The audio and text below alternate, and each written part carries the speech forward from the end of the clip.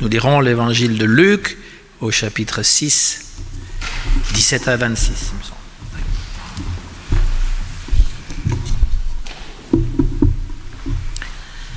Il descendit avec eux et s'arrêta sur un plateau où se trouvait une foule de ses disciples et une multitude de personnes de toute la Judée, de Jérusalem et de la contrée maritime de Tyr et de Sidon. Ils étaient venus pour l'entendre et pour être guéris de leur maladie. Ceux qui étaient tourmentés par des esprits impurs étaient guéris, et toute la foule cherchait à le toucher, parce qu'une force sortait de lui et les guérissait tous. Alors Jésus, levant les yeux sur ses disciples, dit : « Heureux, vous qui êtes pauvres, car le royaume de Dieu est à vous. Heureux, vous qui avez faim maintenant, car vous serez rassasiés. Heureux, vous qui pleurez maintenant, car vous serez dans la joie. Heureux serez-vous lorsque les hommes vous haïront, lorsqu'on vous chassera, vous outragera et qu'on rejettera votre nom comme infâme à cause du Fils de l'homme. Réjouissez-vous en ce jour-là et tressaillez d'allégresse, parce que votre récompense sera grande dans le ciel. Car c'est ainsi que leur Père traitait les prophètes. Mais malheur à vous, riches, car vous avez votre consolation. Malheur à vous qui êtes rassasiés, car vous aurez faim. Malheur à vous qui riez maintenant, car vous serez dans le deuil et dans les larmes. Malheur lorsque tous les hommes diront du bien de vous, car c'est ainsi qu'agissait leur Père à l'égard des faux prophètes.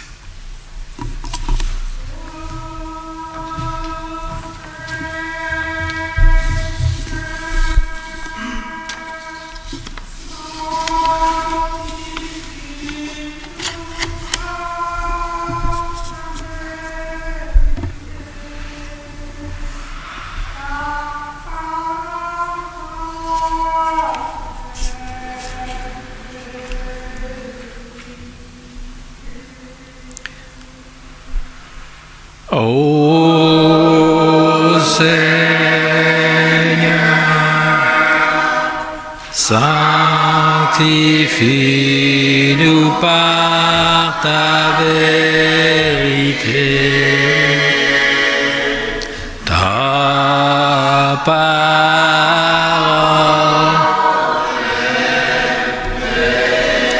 est vérité. Jésus donc descend, il s'arrête sur un plateau et il y a une foule de disciples et une multitude de personnes. Et là, tous, en tout cas dans la multitude de personnes, tous étaient venus pour être guéris de leur maladie. Ceux qui étaient tourmentés par les mauvais esprits, ceux qui avaient l'esprit désordonné, eh bien, espérait aussi redevenir saint d'esprit. Toute la foule cherchait à le toucher. Une force sortait de lui, les guérissait tous. Et là, il se met à parler.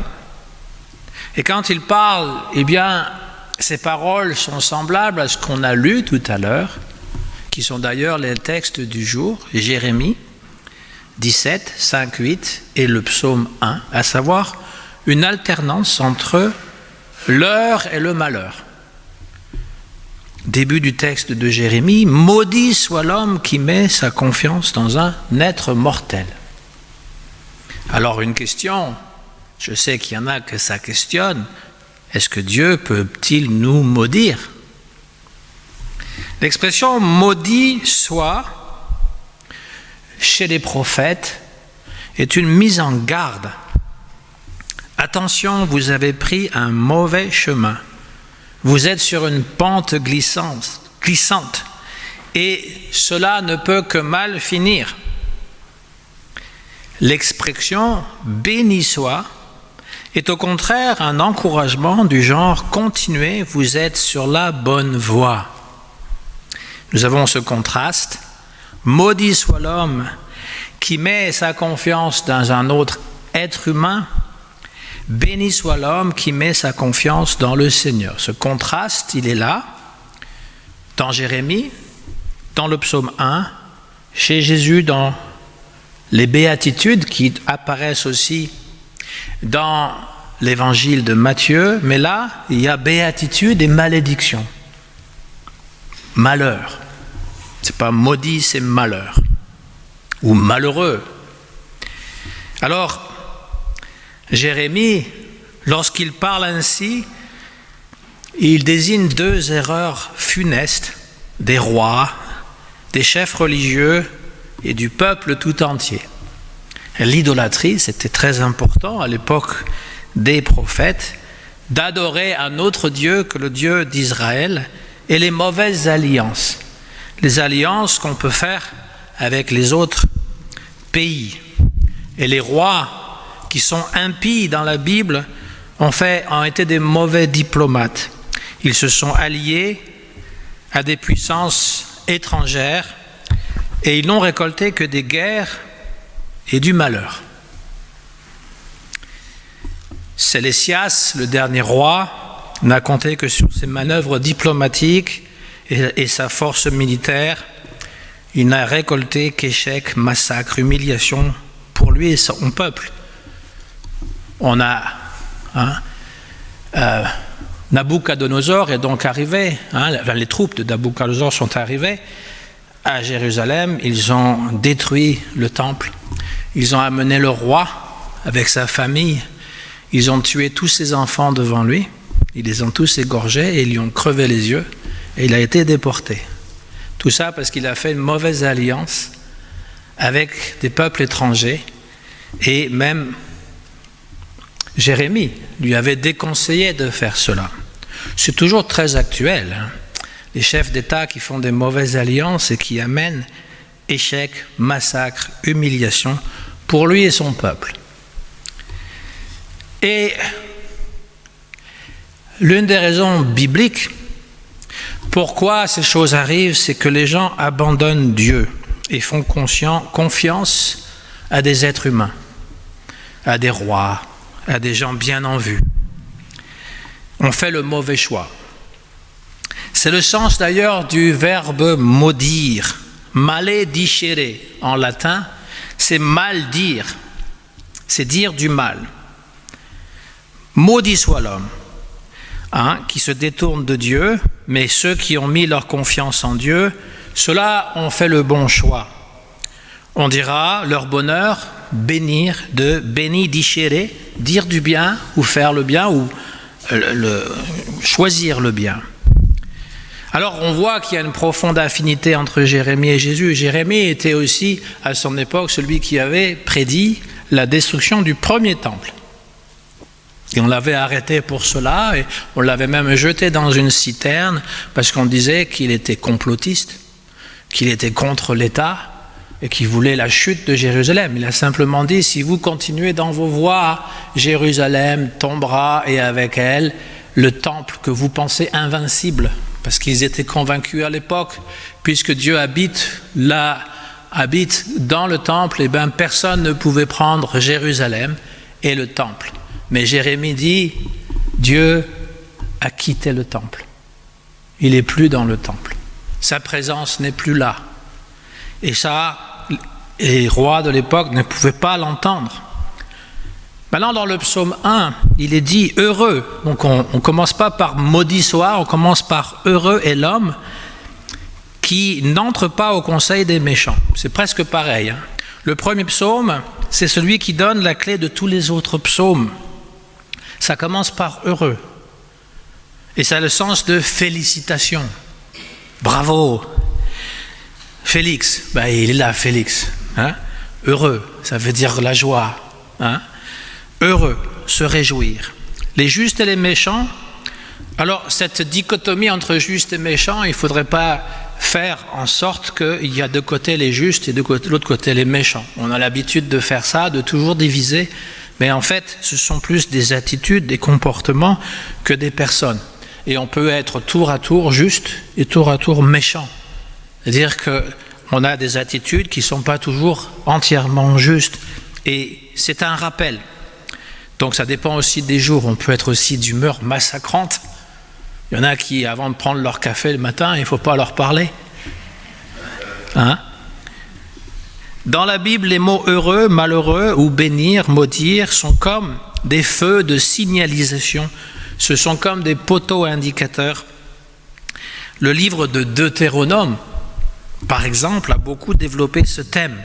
Il dit, vois, il dit au peuple, Dieu s'adresse au peuple, vois, je mets aujourd'hui devant toi la vie et le bonheur, la mort et le malheur, tu choisiras la vie, mais tu es libre. Et quand Jésus dit toute cette série de malheurs à vous, pharisiens hypocrites, eh bien, une meilleure traduction que malheur, c'est malheureux êtes-vous. Ce n'est pas une condamnation nécessairement, c'est plutôt une peine, avec peine que Jésus constate. Malheureux êtes-vous, qui accordez tant d'importance à des choses qui sont secondaires et qui ne voyez pas le plus important, c'est-à-dire l'être humain. Dieu et l'être humain. Hein? Il les prévient aussi d'un danger. C'est malheureux ou malheur, c'est prévenir un danger, tout comme quand on voit quelqu'un qui est au bord du précipice, on va lui dire précipice.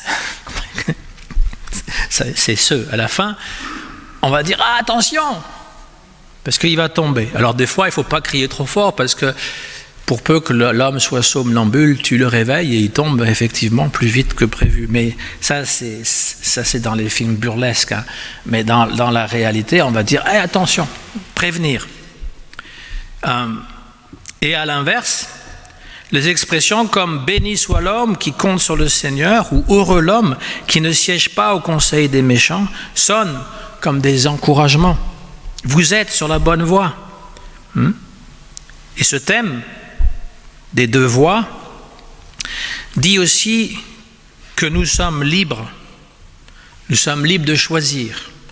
Mais si nous voulons être heureux, il y a des choses qu'il faut mieux éviter. Voilà un peu le sens de ces textes aujourd'hui.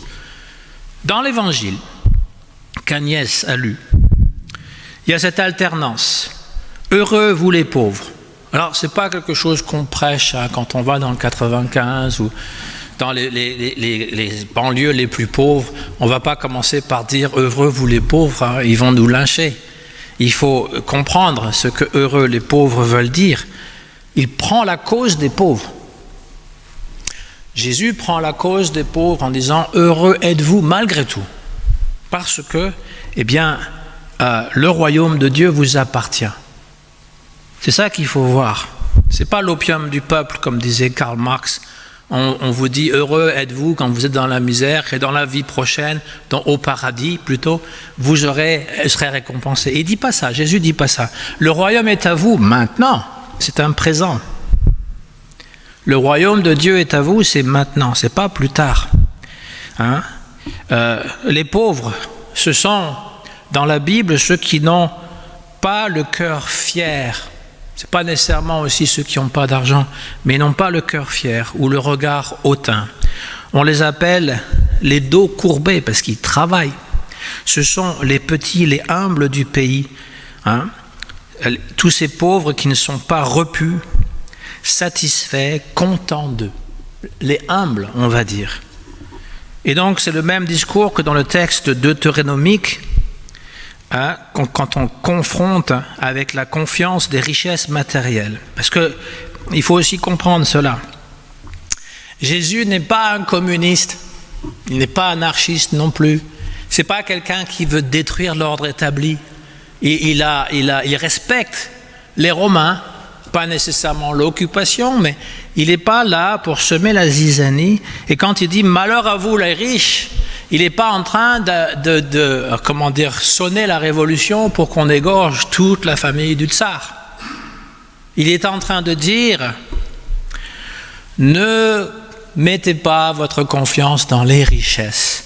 Parce que l'être humain, spontanément, il pense que les richesses matérielles sont ce qui va lui donner du bonheur. Hier, on avait le café philo.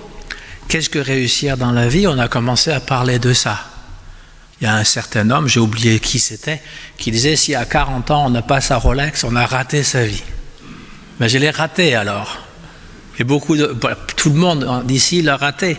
À moins que vous me montrez votre Rolex, mais si vous me montrez votre Rolex, je vais vous demander de donner un petit peu plus de sous à Nanou. Et vous réussirez encore plus votre vie. Donc le concept de réussir sa vie, c'est de devenir riche et célèbre et très fier de soi-même. La Bible dit exactement le contraire. La Bible, en fait, elle prend le parti des petits et elle prend pour modèle Jésus. Parce que Jésus, il n'a jamais voulu amasser de l'argent. Il disait qu'il n'avait même pas une pierre pour reposer sa tête. Il incarne les béatitudes. C'est lui qui incarne les béatitudes. Hein? Et il était dans le dénuement, dans l'abandon. Il a pleuré le deuil de son ami, Lazare. Il a connu l'angoisse du jardin des Oliviers. Il a pleuré sur le malheur de Jérusalem. Là encore, il dit quand malheur à toi, Jérusalem, qui tue les prophètes. C'est plutôt malheureuse sois-tu. Tu es malheureuse es-tu plutôt. C'est pas une malédiction qu'il donne, c'est un constat. Il a eu faim et soif au désert et jusque sur la croix, il veut à boire et on lui donne du vinaigre.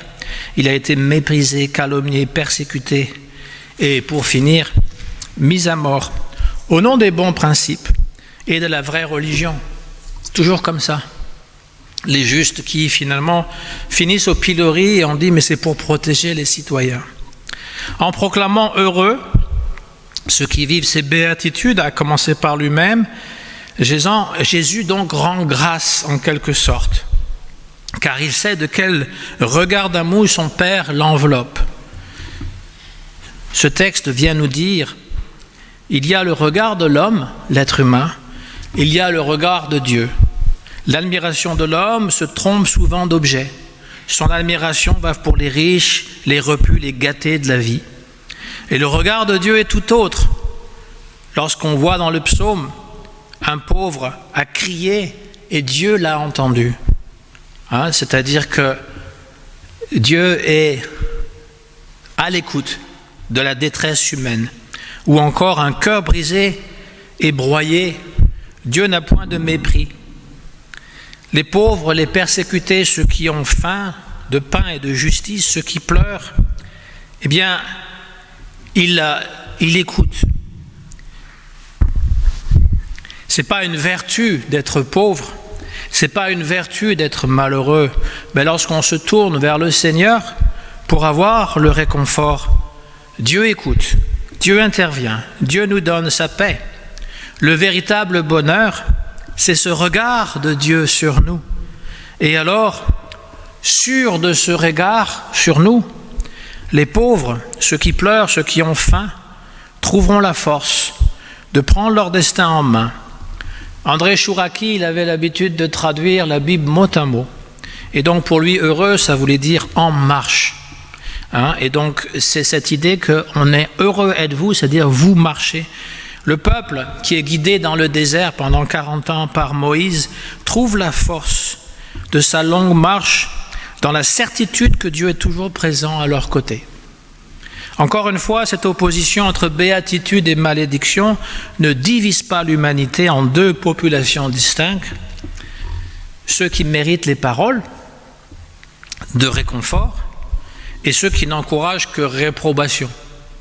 Ça, c'est interprété de façon très très limitée les paroles de Jésus que de dire que voilà, il n'y a que les pauvres, il n'y a que les malheureux qui seront sauvés, tous les autres. Non, ce n'est pas du tout ce qu'il dit. Et ce n'est pas une condamnation des richesses, c'est une condamnation de l'avarice. Ce n'est pas tout à fait la même chose. Pour la même personne, un pauvre peut être aussi très avare et désiré, s'emparer des richesses. Et encore une fois, le pauvre, ce n'est pas juste avec les poches trouées, c'est quelqu'un qui finalement a beaucoup de peine parce qu'il a perdu l'amour de sa vie, parce qu'il a perdu un enfant, parce que toutes les tragédies que vous connaissez dans le monde, dans la vie, dans notre propre vie, eh bien Dieu est présent comme malgré tout. Alors, on a dit, les béatitudes sont applicables à Jésus en premier, mais elles sont aussi aux disciples. Luc nous dit, regardant ses disciples, Jésus dit, heureux vous les pauvres. Il s'adresse à ses disciples. Le royaume de Dieu est à vous. Heureux vous qui avez faim.